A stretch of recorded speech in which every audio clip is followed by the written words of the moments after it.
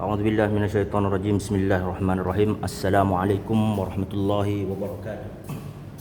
Alhamdulillahirabbil alamin. Asyhadu an la ilaha illallah wahdahu la syarikalah wa asyhadu anna Muhammadan abduhu wa rasuluh. Allahumma shalli ala sayyidina Muhammad wa ala ali sayyidina Muhammad. Wassalamu alayka ya Rasulullah. Oke, hari ini saya akan menjelaskan tentang semua materi yang pernah saya berikan. Materi tentang kata benda, pembagian kata benda. Kata benda itu ada yang laki-laki, ada yang perempuan, jumlahnya ada yang 1, 2, 3, kemudian ada yang umum, ada yang khusus, kemudian ada kata ganti, kemudian ada praktek tentang cara membuat kata kerja dalam bahasa Arab. Oke, perhatikan baik-baik. Ini adalah materi dasar yang harus wajib kamu kuasai. Ini pondasinya. Jadi kalau pondasinya tak kuat, maka ke atas sampai kemanapun kamu belajar bahasa Arab, kamu tidak akan bisa memahami dengan baik. Tapi kalau pondasi ini kuat, dasarnya kuat, insya Allah kemanapun kamu belajar, insya Allah itu akan lebih mudah. Oke, kita mulai. Bismillahirrahmanirrahim. Perhatikan baik-baik. Saya sudah memberi kepada kamu catatan tentang kata benda.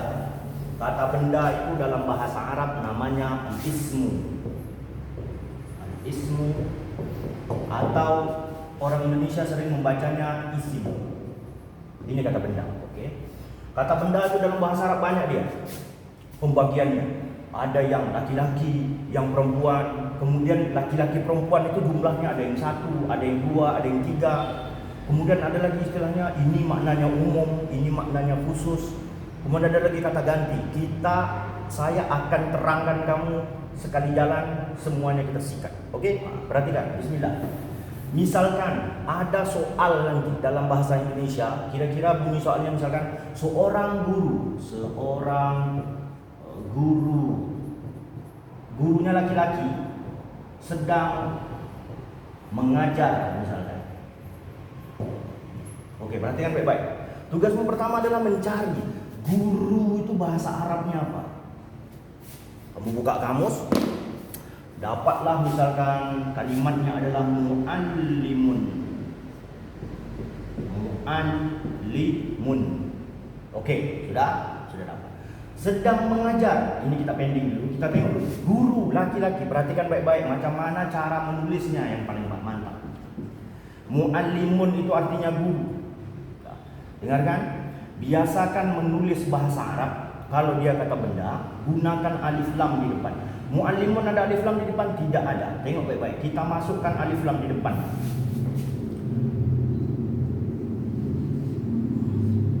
Al-mu'allimu. Tengok.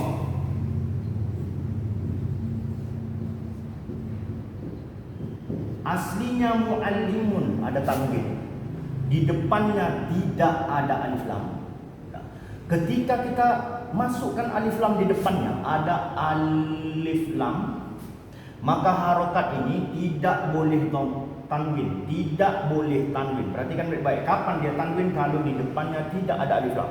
Tapi kalau sudah ada alif lam di depan, maka harokat ini tidak boleh tanwin, tidak boleh tanwin. Jadi apa harokatnya?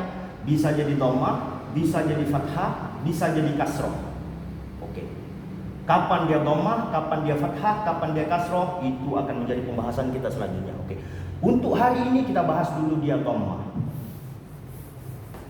Alif lam tidak boleh tanwin, harokatnya dhammah saja. Al-mu'allimu. Perhatikan baik-baik. Tugas selanjutnya. Ini laki-laki atau perempuan? Dia laki-laki. Kenapa laki-laki? Karena tidak ada ta marbutoh di belakang. Ingat, tanda laki-laki dengan perempuan adalah kalau laki-laki tidak ada ta marbutoh, kalau perempuan ada ta marbutoh. Jadi kalau perempuan apa bahasa Arabnya? Tinggal kamu tulis. Tengok, perhatikan. Oke, berhenti pada huruf mim dulu. Harokati. Al-mu'alli. Dan berhenti pada huruf mimnya, jangan diharokati. Tengok baik-baik. Tambahkan ta marbutoh di belakang. Mim tambah ta marbutoh. Cara menulisnya adalah mim dengan ta bisa dicambung ditulis. Dhammah kan? Mimnya fathah. Ini laki-laki tak ada tamar butoh, ini perempuan kan ada tamar butoh. Ya. Terus tugasmu selanjutnya apa? Kamu harus tahu, ini maknanya jumlah gurunya itu satu orang guru, atau 2 orang, 3 orang, atau 10 guru. Macam mana caranya? Mudah saja. Tengok, perhatikan baik-baik. Kalau ada alif lam di depan, di belakang tidak ada tambahan alif dengan ni, atau waw sukun dengan na. Tidak ada tambahan alif dengan ni setelah ini, tidak ada tambahan waw sukun dengan na setelah ini. Maka makna kalimat ini maknanya pasti jumlahnya satu, pasti satu. Al-muallimu berarti sudah jelas artinya seorang guru laki-laki. Dari mana tahu dia laki-laki? Tidak ada tamar butoh. Dari mana tahu kalau dia maknanya satu sendiri? Satu. Di depan ada alif lam, di belakang tak ada tambahan alif ni, tak ada tambahan waw sukun dengan na. Maknanya pasti satu. Kita lompat. Terus kalau perempuan macam mana? Mau tentukan dia 1 kah, 2 kah, 3 kah? Mudah saya. Perhatikan baik-baik. Ini perempuan. Tanda dia perempuan adalah tamar butoh. Okey. Sekarang tugas kita, ini jumlahnya 1 kah, 2 kah, atau 3 kah? Mudah saja. Tengok baik-baik. Asal setelah ta itu tidak ada tambahan alif dengan ni, atau tambahan alif dengan ta dhammah tu. Tak ada alif ni setelah ini, tak ada alif tu setelah ini. Maknanya jumlahnya pasti satu. Ini satu laki-laki, ini satu perempuan. Kenapa dia laki-laki? Tak ada tamar butoh. Kenapa dia perempuan? Karena ada tamar butoh. Kenapa maknanya satu? Karena tak ada alif ni, tak ada waw na di belakang. Kenapa maknanya satu? Tak ada alif ni, tak ada alif ta tu di belakang. Maknanya pasti satu. Tugas selanjutnya apa? Perhatikan. Dah tahu dia laki-laki, jumlahnya satu. Tugas selanjutnya adalah kata gantinya apa? Domirnya apa? Masih ingat domir? Huwa, huma, hum sampai yang anak-anak 14 itu kamu wajib hafal itu. Kalau kamu tak hafal itu, maka kamu tidak akan bisa menulis kata kerjanya. Dah, perhatikan. Alif lam di depan, tidak ada alif ni, tak ada waw na, maknanya pasti satu. Karena dia laki-laki, domirnya pasti huwa. Pasti huwa. Huwa itu artinya dia seorang laki-laki. Bukankah guru laki-laki itu kata gantinya dia? Oh iya. Guru laki-laki itu kata gantinya dia, bukan kamu, bukan saya. Oke. Kita lompat. Karena dia perempuan, kemudian jumlahnya satu. Di depannya ada alif lam, tak ada tambahan alif ni, tak ada alif tu di belakang. Jumlahnya satu. Domirnya pasti dia. Dia itu artinya dia seorang perempuan. Oke, perhatikan selanjutnya. Terus bagaimana membuat kata kerjanya? Bagaimana membuat kata kerjanya? Mengajar itu bahasa Arabnya adalah allama yu'allim. Pembahasan kita tentang ini, fi'il mudhari'nya, fi'il madinya kita hapus. Kita ambil kalimat yu'allim. Perhatikan. Saya sudah pernah mengasih kamu penjelasan tentang istilah huruf mudhari, kemudian fa fi'il, ain fi'il dengan lam fi'il. Itu wajib kamu hafal karena prakteknya macam gini. Perhatikan. Huruf ya ini namanya huruf mudhari. Kita singkat jadi HM saja. Huruf mudhari itu ada 4. Ada alif, ada nun, ada ya, ada ta. Artinya iya ini bisa berubah jadi alif, jadi u'allim, atau berubah jadi nun. Iyanya dirubah jadi nun, nu'allim, atau tetap iya yu'allimu, atau berubah menjadi ta tu'allim. Berubah jadi alif wa'allimu, berubah jadi nun nu'allimu, tetap iya yu'allimu, berubah jadi ta tu'allimu. Pertanyaannya, kapan huruf ya itu berubah menjadi alif, nun, tetap ya atau ta? Inilah yang mau kita bahas. Oke? Perhatikan.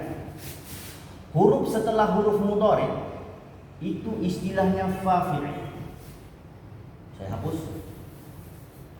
Huruf setelah huruf mudhari, huruf ain ini istilahnya fa fi'il. Huruf lamnya istilahnya ain fi'il. Huruf mim istilahnya lam fi'il. Kamu harus ingat, fa fi'il, ain fi'il, lam fi'il, depannya hm. Huruf mudhari yang 4 digit. Oke? Perhatikan. Kalau dhamirnya sudah huwa, maka huruf mudhari'nya, saya tulis dulu, sedang mengajar yu'allimu.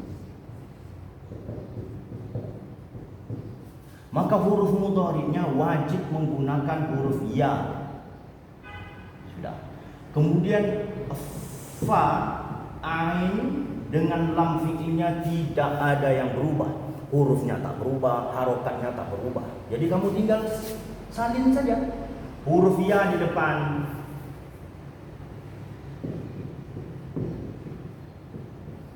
masukkan. Fa fi'ilnya tak berubah, ain fi'ilnya tak berubah, lam fi'ilnya tak berubah. Inilah dia. Fa fi'il, ain fi'il, lam fi'il. Tinggal kamu tulis. Yu'allim. Dapat dah. Al-mu'allimu yu'allim. Sudah. Bagaimana dengan dhamir hiya? Kalau dhamirnya hiya, maka huruf mudhari'nya itu dirubah menjadi huruf ta. Kemudian fa-nya tidak berubah, ain fi'ilnya tak berubah, lam fi'ilnya tak berubah. Apa bedanya? Tak ada yang beda. Tengok baik-baik. Ini yu'allimu karena dia dhamirnya huwa pakai huruf ya. Kalau hiya itu pakai huruf ta. Tinggal kamu ganti ya, ganti ta, tulis. Tu'allim.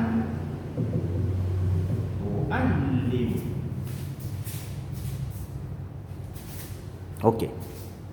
Sudah? Al-mu'allimu yu'allimu atau al-mu'allimatu tu'allimu. Atau kalau misalkan menggunakan dhamir huwa yu'allimu, hiya tu'allimu. Dah, selesai. Satu. Ini satu. Jadi kalau dua macam mana? Perhatikan baik-baik. Kalau ada tulisan dalam bahasa Arab misalkan, samakan saja sampai li beri. Tengok baik-baik. Ada tambahan alif ni. Nih, ada tambahan alif dengan ni. Ini maknanya mustahil satu. Kenapa mustahil satu? Karena kalau satu itu tidak ada tambahan. Setelah belakang ini tidak ada tambahan ini, tak ada tambahan ini. Sekarang ada tambahan alif dengan ni. Berarti maknanya tak boleh satu. Berapa maknanya? Perhatikan. Tambahannya kalau alif dengan ni, maknanya jumlahnya pasti dua. Jumlahnya pasti dua. Perhatikan. Sebelum alif, harokat sebelum alif fathah. Kalau ini aslinya dhammah, masuk ditambah alif dengan ni, dhammah berubah menjadi fathah. Kenapa dia berubah jadi fathah? Nanti akan saya jelaskan kalau kita sudah tatap muka. Perhatikan, alif lam di depan, tambahan alif ni di belakang. Jumlah makna ini pasti dua. Dhamirnya, ingat, dhamirnya kata gantinya pasti huma. Ingat, ini laki-laki atau perempuan? Laki-laki. Apa tanda dia laki-laki? Tak ada tamar buto. Ingat, kalau dia sudah laki-laki, jumlahnya dua, di depannya pakai alif lam, maka dhamirnya pasti huma. Pasti huma. Kalau dhamirnya sudah huma, cara membuat fi'il mudhari'nya adalah huruf mudhari'nya tetap menggunakan huruf ya. Fa-nya tidak berubah huruf dan harokat. Ingat, ainnya huruf dan harokat tidak berubah. Lam fi'ilnya hurufnya tak berubah, tapi harokatnya berubah. Oke? Kita pending dulu harokatnya. Tambah alif dan ni. Tambahannya sama. Ini tambahan alif ni. Ini pun tambahannya alif dengan ni. Terus tugasmu selanjutnya apa? Tinggal kita rubah. Masukkan kata kerja. Tetap menggunakan huruf ya. Fa fi'ilnya tak ada yang berubah harokat dan hurufnya. Ain fi'ilnya tak ada yang berubah harokat dan hurufnya. Lam fi'ilnya hurufnya tak berubah, tapi harokatnya kita pending dulu. Kita tulis yu'alli saja. Oke, tengok. Setelah lam fi'il, setelah huruf ni, ada tambahan alif dengan ni. Tengok. Mim tambah alif itu sama dengan cara menulisnya ma begitu. Tambahkan alif, tambahkan ni. Alif ni, alif ni. Sebelum alif harokatnya fathah, aslinya dhammah berubah menjadi fathah. Di sini pun harokat aslinya fathah, dhammah berubah menjadi fathah. Al-muallimani yu'allimani atau huma yu'allimani. Ini kalau dia laki-laki. Balik lagi, dari mana tahu dia laki-laki? Tidak ada tamar putus. Dari mana tahu dia dua? Ada tambahan alif ni. Dari mana tahu dia satu? Tidak ada tambahan alif ni, tak ada tambahan waw nun. Dari mana tahu kalau dhamirnya huwa? Di depannya ada alif lam, di belakangnya tak ada tambahannya. Dari mana tahu kalau dhamirnya huma? Di depannya ada alif lam, di belakangnya ada tambahan alif dengan nun. Paham ya? Itu kalau dia laki-laki. Kalau perempuan macam mana? Tengok baik-baik.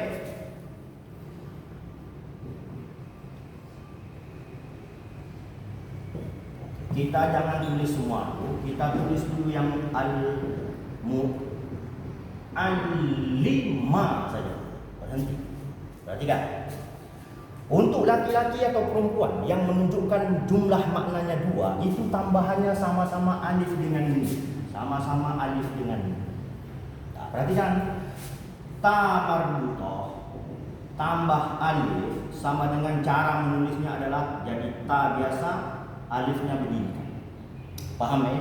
Berarti ta marbutoh ini kita buangkan. Kita tuliskan dia jadi ta biasa, tambahkan alif, tambahkan ni. Tengok baik-baik. Alif ni. Tanya di sini. Aslinya ta ini adalah dhammah. Perhatikan. Ini dirubah menjadi fathah alif ni, fathah alif ni karena maknanya dua sama saja. Ta-nya kita fathahkan, alif dengan ni sama, tidak ada yang berubah untuk yang dua. Terus bagaimana cara membuat kata kerjanya? Ini agak beda sedikit. Tengok. Kalau yang dua laki-laki itu huruf mudhari'nya menggunakan huruf ya. Kalau yang ini huruf mudhari'nya menggunakan huruf ta. Kemudian fa'il lam fi'il alif ni-nya macam mana? Sama. Fa-nya tak berubah huruf harokat, ain-nya huruf dan harokat tak berubah. Lam fi'ilnya hurufnya tak berubah tapi harokatnya berubah menjadi fathah. Tambahkan alif, tambahkan ni. Sama dengan, tinggal kita rubah saja. Tengok. Ta sama. Fa sama. Ain sama. Lam fi'ilnya hurufnya sama. Cuman harokatnya dirubah menjadi fathah. Tulis.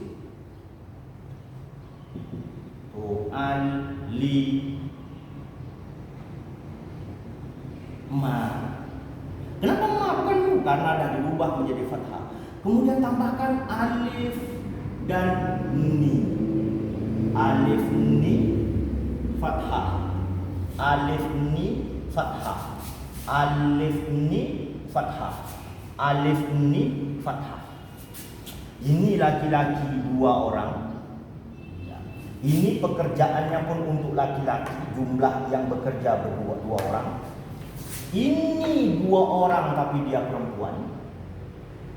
Apa tanda kalau dia dua orang? Ada alif dengan ni. Apa tanda kalau dia perempuan? Ni, ta-nya aslinya ta marbutoh berubah menjadi ta biasa.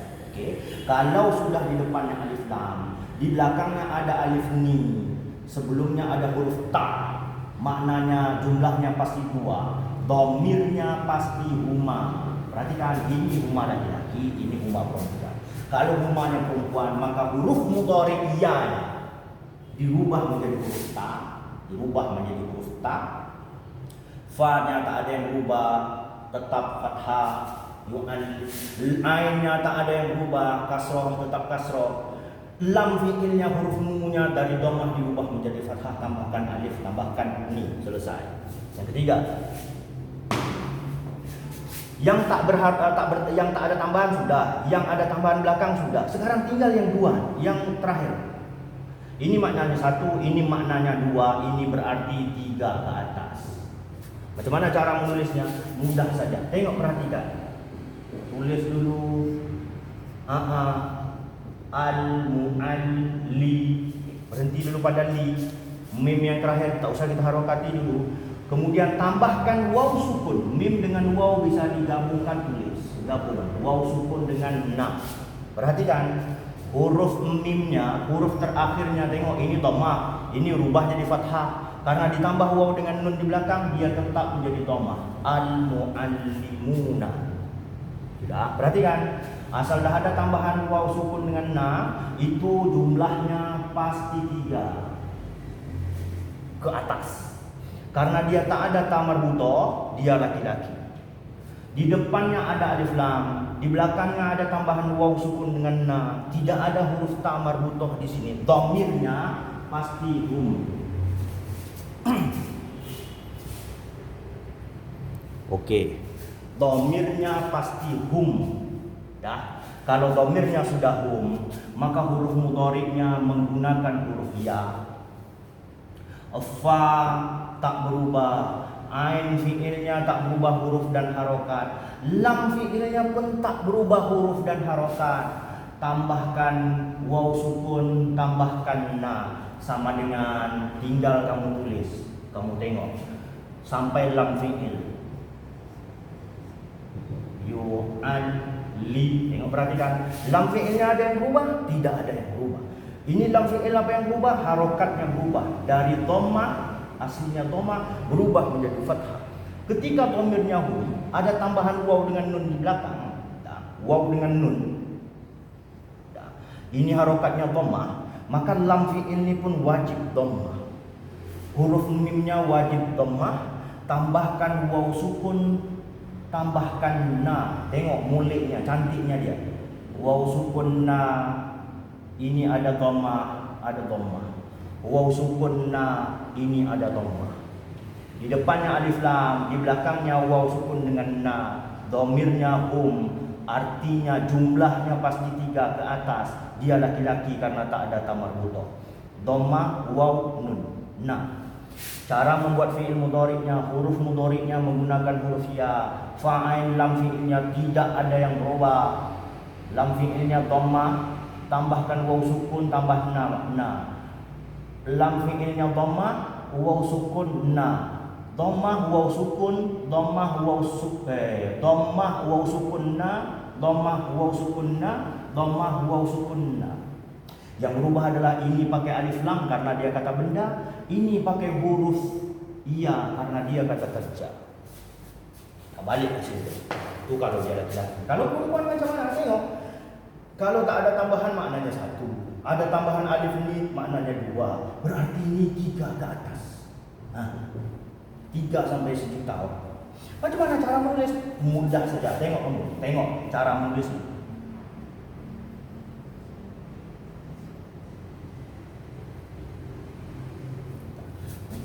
Biasakan huruf yang terakhir jangan diharokati.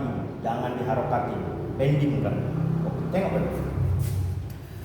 Ketika pertanyaannya misalkan 3 orang guru perempuan, macam mana cara membuatnya? Mudah saja, perhatikan. 1 orang guru laki-laki itu macam ini. Guru perempuan al-mu'allimat. Aslinya adalah huruf ta-nya dibuang, itu kalimat aslinya. Tapi karena dia perempuan, maka tambahkan dia ta. Begitu yang diperintahkan adalah 3 orang guru lah perempuan. Maka cara membuatnya adalah tulis asli kalimatnya dulu. Ta marbutohnya hilangkan. Dah. Mimnya jangan diharokati dulu. Ingat, mimnya jangan diharokati dulu. Kemudian tambahannya adalah alif dengan tu.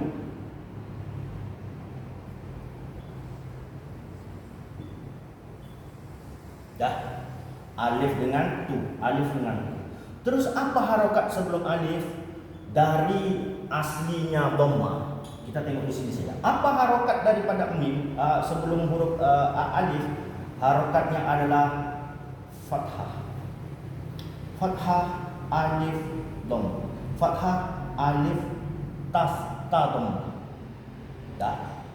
Ini maknanya adalah 3 orang ke atas. Dhamirnya adalah hunna. Hunna artinya mereka perempuan. Dari mana tahu dia makna dhamirnya hunna? Di depan ada alif lam, di belakang ada tambahan alif dengan tu. Jumlahnya pasti 3 karena di depannya ada alif lam, dhamirnya pasti hunna. Kalau dhamirnya sudah hunna, maka fi'il mudhari'nya tetap menggunakan huruf ya. Fa-nya huruf dan harokat tak berubah. Ain fi'ilnya huruf dan harokat tak berubah. Lam fi'ilnya hurufnya tak berubah tapi harokatnya berubah menjadi sukun, tambahkan na. Kalau ini tadi tambahannya waw sukun dengan na, kalau ini na saja. Ingat ya, fa fi'il tak berubah huruf dan harokat, ain fi'il tak berubah huruf dan harokat, lam fi'ilnya huruf tak berubah, harokatnya yang berubah jadi sukun, tinggal kita salin. Kalimat aslinya yu'allimu, karena di depannya menggunakan huruf ya, ini ta, kita ganti saja, tam ganti ya, sama dengan. Oke, perhatikan. Ya, fa fi'il tak berubah, ain fi'il tak berubah, lam fi'ilnya diubah menjadi sukun, tambahkan na. Al-mu'allimatu yu'allimna. Ya. Mobil itu bahasa Arabnya as-sayyaratu. Mobil. Satu buah mobil. Dari mana satu? Karena tak ada tambahan alif ni di belakang. Kalau 2 buah mobil macam mana? As-sayyaratani. Tambahannya alif dengan ni, kemudian tamar butuhnya diubah menjadi ta biasa. Kalau 3 mobil ke atas gimana? As-sayya. Nah, tengok, ingat ro-nya yang asli, tamar butuhnya dibuang dulu. Tamar butuh seolah-olah dibuang. Kemudian apa tambahannya? Tambahannya alif dengan tu, tambah.